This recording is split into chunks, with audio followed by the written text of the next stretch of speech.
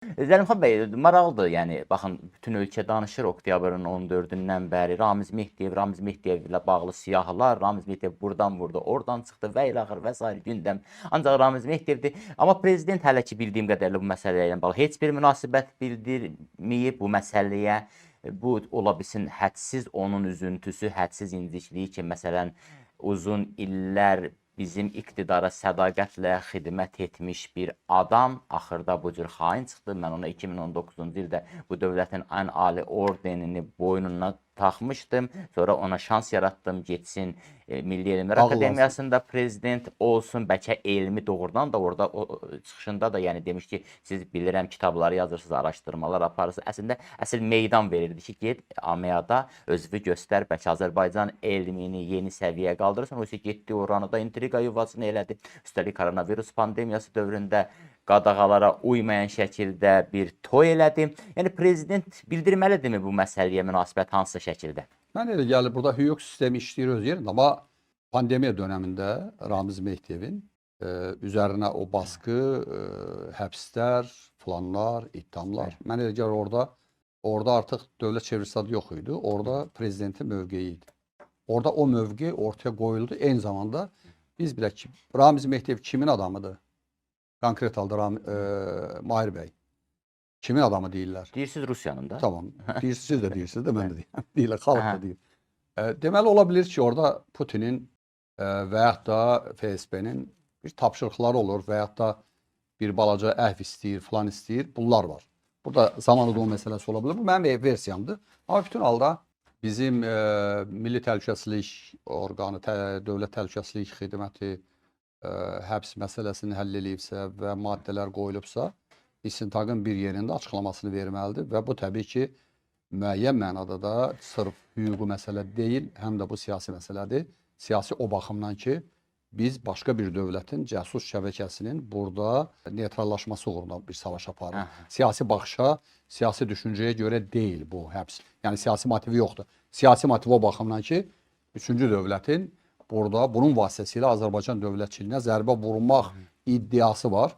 O baxımdan mən çox istəyərdim ki, cəmiyyətə açıqlıq versin. Cəmiyyət hamı danışır, ekspertlər danışır, hələ öz versiyalarını. Mən də bildiyim bir iki faktlar. En qədər versiyalar var.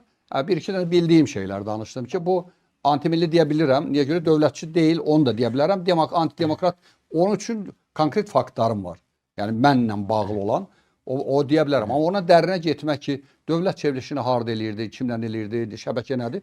Bu yəqin ki, yaxın zamanda hər halda bizim etibarlı açıqlama lazımdır ki, Vüqar Əhmədov cəmiyyəti bilirsən, tarazılığı pozulmuş cəmiyyət, kifayət qədər boşalmış bir cəmiyyət, indi tarazılığı pozmaq istiqamətində addım atılması və bunu uzun müddətə buraxılması üçüncü qüvvələrin meydana girməsi üçün şərait yarada bilər. Vüqar Əhmədov yazır, prezident Qazaxstanda, Sahibə Qafarova İsveçrədə, onda prezident məncə Qazaxstanda deyildi. Yəni Sahibə Qafarova İsveçrədə, vitse-prezident Vatikanda, prokuror İspaniyada necə çevrilişdir bu?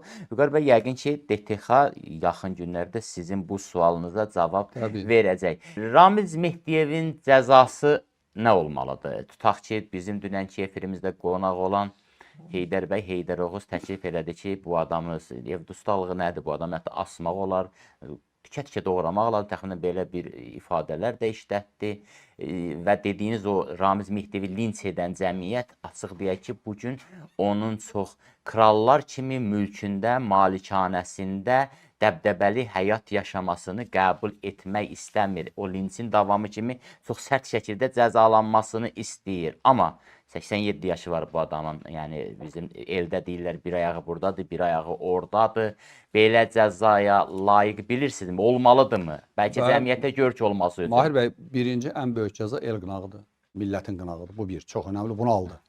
İkinci, mən bir dənə burada nümunə deyəcəm. Bizim kənddə bu İkinci Dünya Müharibəsinin qurtarma dönəmində bir olub, NKVD-nin sədri deyək də, yetənə yetib 70 daşadı. Hər namussuzluq eləmiş.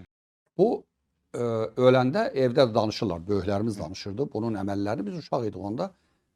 Bu rəhmətə gedəndə dedilər ki, Hümbətov öldü. Hümbətovdur. Adımla bilmirəm. Adı indi düşünürəm. Amma Hümbətov idi. NKVD-nin sədri öldü. NKVD-nin sədri öldü və cəmaat maraqlıdır ki, cəmaat evə çəkil. Kəndimiz böyük kənd. Bir 10 minə qədər əhalisi var. Bir cinazənin arxası ilə bəlkə 1000-dən 1500 nəfər adam gedir. Bir dənə lafeti öndə olan bir traktorla onun 3 nəfər, 4 nəfər apardı, basırdılar. Kəndimizdə dəhşətli bir şeydir. Mənim yadıma düşəndə el qınağının gücünə bax. Və sonra nə oldu? Onun həmən gecə murdarladılar qəbrini. Və onun qəbri bizim kənddə yoxdur. Çox qısa zamandır bu ki, qəbir yoxa çıxdı. Bilirsən nədir? Ramiz Mehdiyev kimilərinin dövlətə xəyanət eləyib, müstəqilliyin üzərində manipulyasiya eləyib, bunun iddialarını həyata keçirənlərə görk olması üçün onun bütün nəyi var murdarlanmalıdır.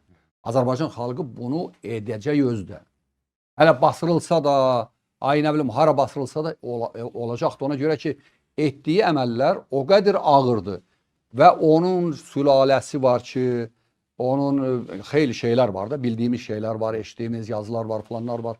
Və bu düşüncədə olan adamlar hakimiyyətə yalnız rüşvət, korrupsiya mənbəyi ilə baxıb, millətə yuxarıdan aşağı baxıb, həşərat kimi baxanların əksəriyyəti o qınağa gəlməlidir. Hüquq ora 15 il, 20 il ömürlük verə bilər.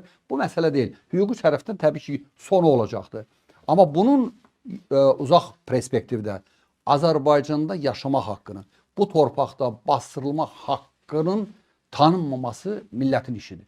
Bu, mənə elə proses ona girəcəkdir.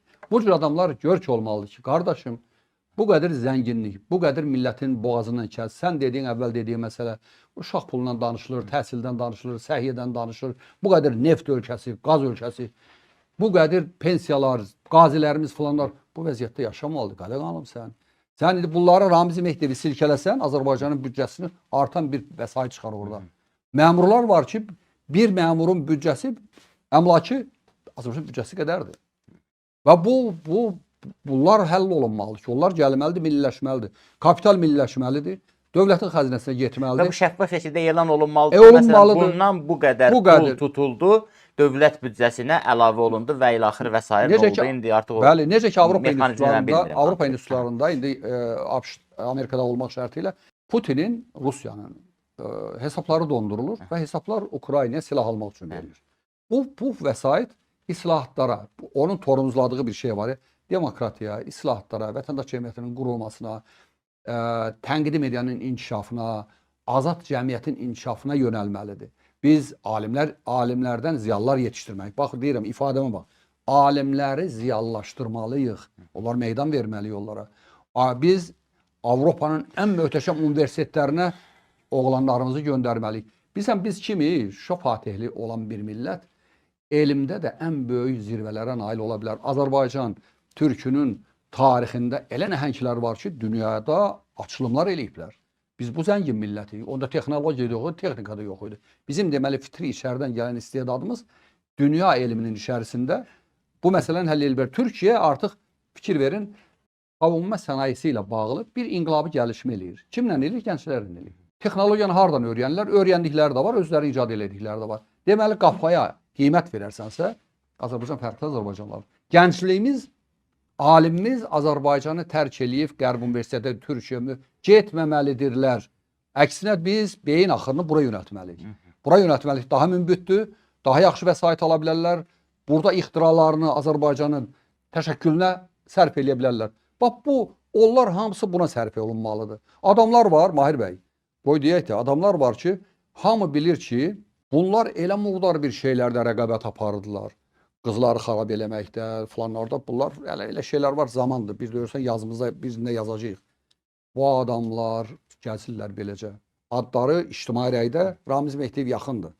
Amma gəzirlər öz keyflərindədirlər. Yox, bunlar keyf eləməməlidirlər. Azərbaycan xalqının milli azadlıq hərəkatının üzərində hakimiyyət olub harınlayanlar bu millətə tormuzladığı bir proyektlərin həyata vəsil qazanması üçün əllərində olanlar alınmalıdır və verilməlidir və bunlar həm də tədric olmalı cəmiyyətdən. Turan Məmmədli, Zəlimxan bəy vaxtilə Ukraynada Rusiya ilə mümkün diplomatik əlaqələr üzrə ortaq məxrəcə gəlmək istədi, Rusiya rədd etdi. Azərbaycanla Rusiyanın siyasi müstəvidə ortaq məxrəcə gəlməsi mümkündürmü? Rusiya ilə indiki zamanda hər hansı bir formada etibarsız qonşudur, ədalətsiz qonşudur, zora söykənən qonşudur, qanun tanımayan qonşudur, onun bir imperiya maraqları var. Azərbaycan yuxarıdan aşağı baxır. Məsələn, fikir verin, İlham Əliyev, cənab prezident Putinlə görüşür. Arada indi münasibətlər gərgin idi də. Biraz mötədilləşək deyirik. Bu tərəfdən deyir ki, Azərbaycan Rus dilli ölkə kimi. Tərbiyəsizlikdir, əxlaqsızlıqdır. Bu Azərbaycan xalqına, Azərbaycan dilinə, Azərbaycan türkünün heysiyyatına təcavüzdür. O qədər danışır arxayın. Elə bilir ki, elə belə imperiya kim baxır? Buraya əyalət kim baxır ona? Ona görə Rusiya demokratikləşmədikcə, Rusiya bu Ukraynanın zəfəri olan ana qədər hər zaman etibarsız qonşu olacaq. Etibarsız qonşuyla da uzun müddətli strateji müttəfiqlik olmaz. İqtisadi, ticari əlaqələrimiz inkişaf eləyər, falan eləyər. Ona görə ki, bu böyük bir bazardır. Biz də böyük bazarıyıq, bu da böyük bazardır. Bunu da itirmək olmaz.